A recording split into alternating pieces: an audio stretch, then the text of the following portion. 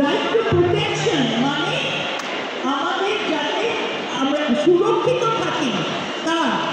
Right two education মানে পড়াশোনা করতে হবে।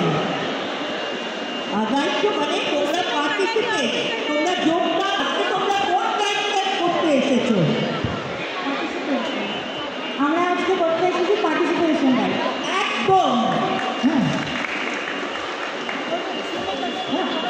আর এই ও যেহেতু এত ভালো উত্তর দিয়েছে তাই ওকে আমাদের এই সংস্থা এটা একটা জিনিস জানবে, এই গিফটগুলো না যখন বড় হবে তখন ভীষণ ভালো লাগবে এগুলোর কথা ভেবে যে এই সময় আমি এটা পেয়েছিলাম। আমিও এরকম ছোটো ছোটো গিফট পেয়েছিলাম যেগুলো আমার এখনো মনে আছে।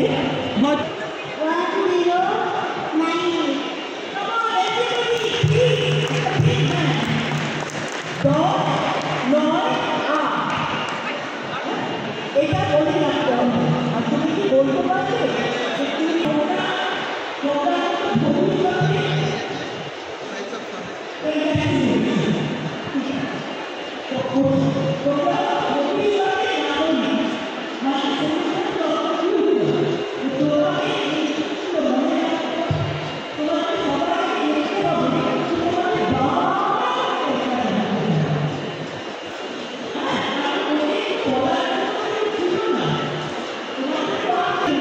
আয়োগে নিজস্ব একটার সঙ্গে যোগাযোগ করব। নাম্বারটা লেখো 9836300300। মনে থাকবে?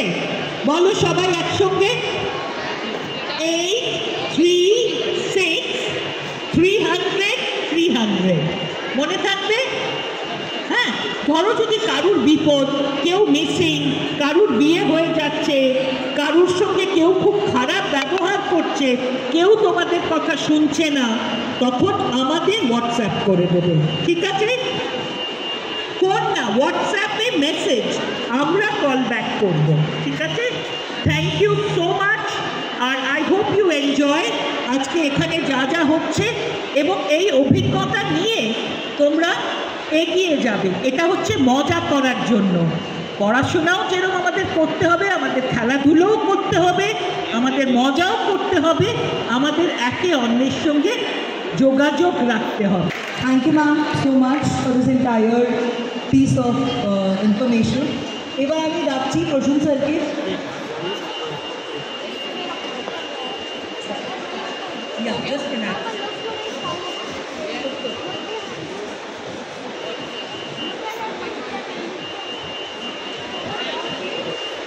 খেলাম না, দেখলে আমার খাওয়া নিষেধ, ডিমগুলো, দুধ, ছানা এগুলো খাওয়া নিষেধ।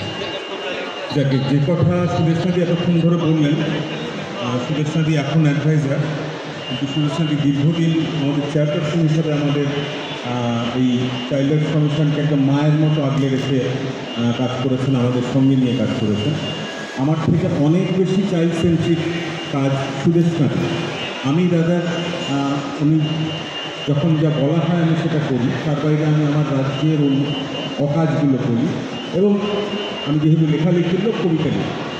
আমি আরেকবার তোমাদের 9836300300 ফোন করবে না, কোনো খবর দেওয়ার থাকলে লিখে দেবে, কোনো ছবি দেওয়ার থাকলে ছবি দেবে, ভিডিও দেওয়ার থাকলে কোথাও ভিডিও তুলে নিয়েছে সেটা পাঠাবে, কোনো অডিও তুলে নিয়েছে সেটা পাঠাবে, কোথাও লিখতে পারছো না মানে ভয়েস মেসেজ পাঠাচ্ছ সেটা পাঠাবে। এইভাবে তোমরা এইটা পাঠাবে, আমরা সঙ্গে সঙ্গে আমাদের লোকজন আছে যারা ব্যবস্থা নেবে। আগে একটু কেকগুলো ডিস্ট্রিবিউশন হয়ে যাক, তারপর আমি একটা কবিতা পড়ে তোমাদের শোনাবো।